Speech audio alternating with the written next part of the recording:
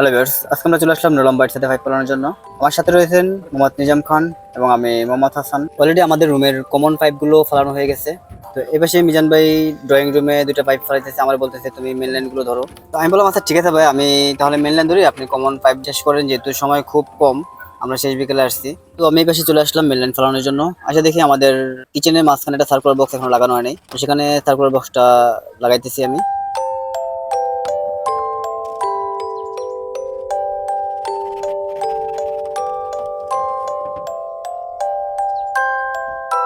Already আমার circular বক্সটা লাগানো হয়ে গেছে, এখন আমি যাব মেন লাইনের। হাসান ভাই, আমরা তো জানি এই যে ম্যাক্সিমাম ছাদে কেবলটা দিয়ে এই পাইপগুলো বাঁধে, আপনারা গুনে দিয়ে বাঁধেন কেন?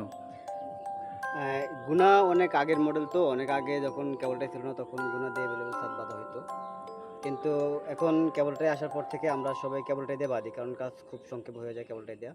কিন্তু এই সাইডটা এসে দেওয়া মালিক পক্ষের কেবলটাই আমরা আনতে বলছি, কিন্তু উনি কেবলটাই দেওয়া বাঁধতে রাজি না। উনি বলতে ওনার সাথে গুনা দিয়ে বাঁধতে হবে। দীর্ঘ সময় পরে আমাদের কাজ সম্পূর্ণ হলো। তো এই পর্যায়ে দেখতে পাচ্ছেন আমাদের কাজ প্রায় শেষ পর্যায়ে। এখন এই যে ফ্যানগুলো বাদলে আমাদের কাজ কমপ্লিট। তো ভিডিওটা দেখার জন্য সবাইকে অসংখ্য ধন্যবাদ। সবাই ভালো থাকবেন, সুস্থ থাকবেন। আল্লাহ হাফেজ।